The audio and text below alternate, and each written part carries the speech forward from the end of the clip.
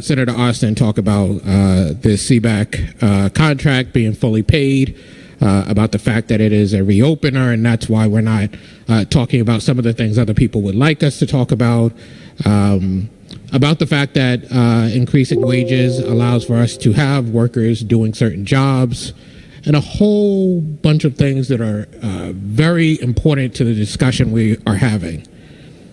And also today I've heard a lot about concern for the people of the state. It's interesting to me that we're talking about the concern we have for the people of the state, because I remember at the end of the budget discussion last year, I stood up and pointed out that there were a lot of people at that very moment standing outside that most of the people in this building who get to vote walked right by. Thousands of people standing outside that most of the people in this building who get to vote walked right by. And if they talk to the people, they say, we would love to do the things you're talking about, the stuff that's being talked about right now, the things that would help folks. We'd love to do that, but we have all of these things that constrain us. Things, by the way, that we put on ourselves, that we don't have to, things that we almost don't seem to want to mention in this building, unless we say they're a good thing, like guardrails.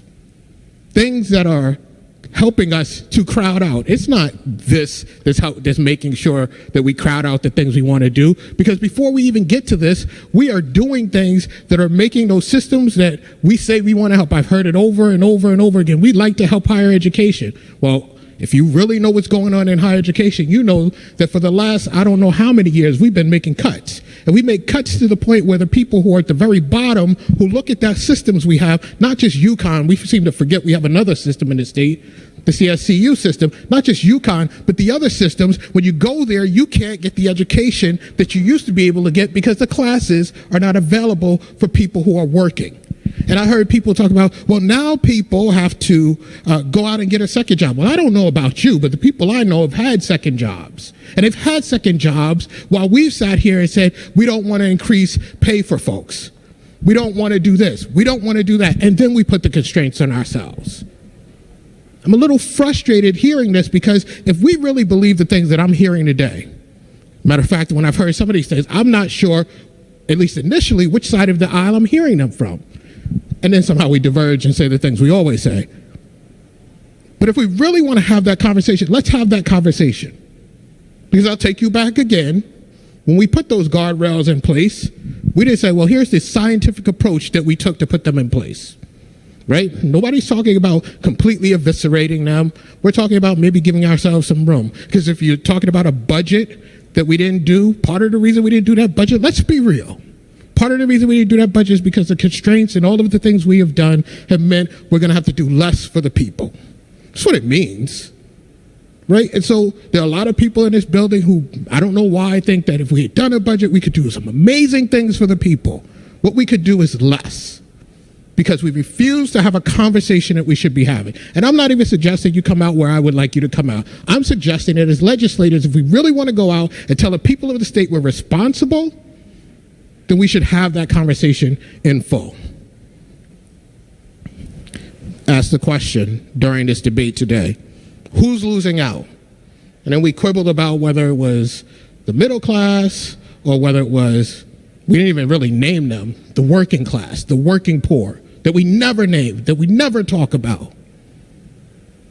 Those people are definitely losing out. Those are the people who, when we don't do what we're supposed to do for the nonprofits, when we don't do what we're supposed to do for higher education, when we don't do what we are supposed to be doing here, part of which is having a conversation that we have refused to have. When we don't do that, those people are losing out. They've been, as far as I know, as far as I've lived, they've been losing out for a very long time. They lose out every time you don't mention them. Because when you don't mention them, you're not having a conversation that involves the lives that they have, which is why you can say things like, today people have to go do things that people have been doing for a very long time, because you're omitting part of the people we should be talking about.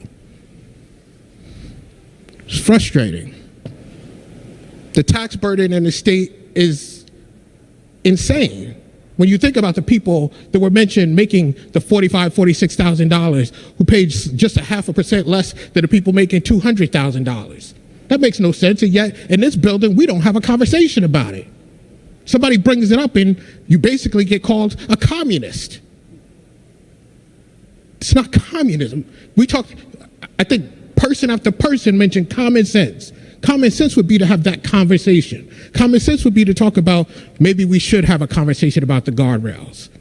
Not just go to our constituents and say, hey, I stood up for you because I talked about having a tax cut. That's not standing up for me when the life I live, the impact of that doesn't fundamentally change anything. Doesn't open up an opportunity for me. Doesn't make it so that my children might someday have a different life than I have because I actually was able to get the education that I cannot get right now.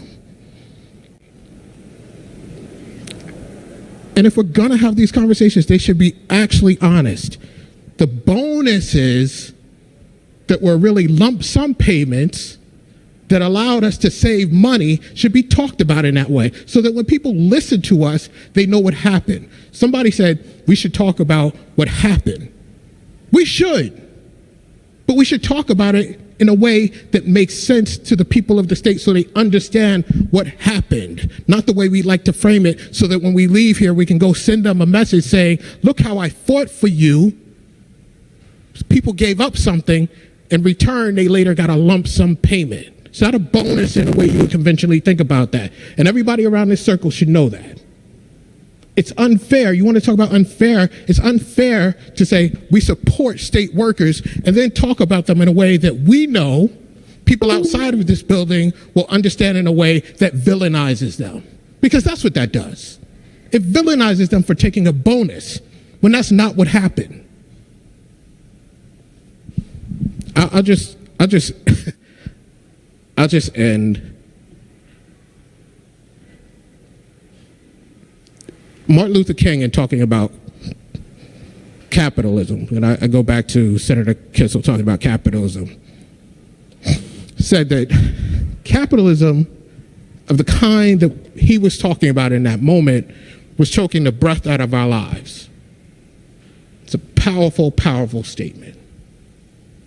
The way that we have conducted this conversation is choking the breath out of the lives of the people who are in our working class and many of the people in our middle class. And we should do a better job than we are doing in laying out these discussions. We should do a better job than we are doing in framing these arguments. It shouldn't be setting ourselves up for the political discussion later. It should be what I'm hearing but not seeing in action.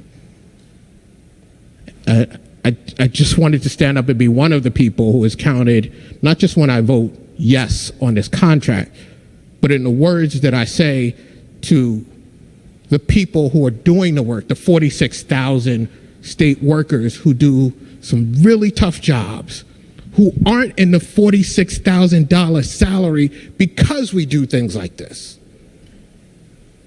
We want people to make more money, and yet when we have the opportunity to do what is right, to do something that is not abnormal in terms of what's happening, there's a reason why you want to talk about unionization. There's a reason why the private sector in 2023 unionization rates increased. Because the stuff that we are suggesting is so great, it really isn't that good to them. And so they're unionizing because they understand that's how they get what they deserve. That's how these conversations should be conducted. And whether you walk away with it agreeing with me or not is fine.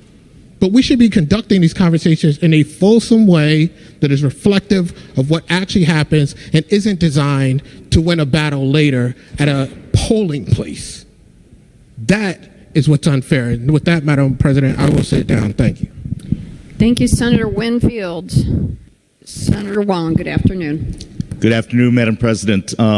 I rise to speak, and first I want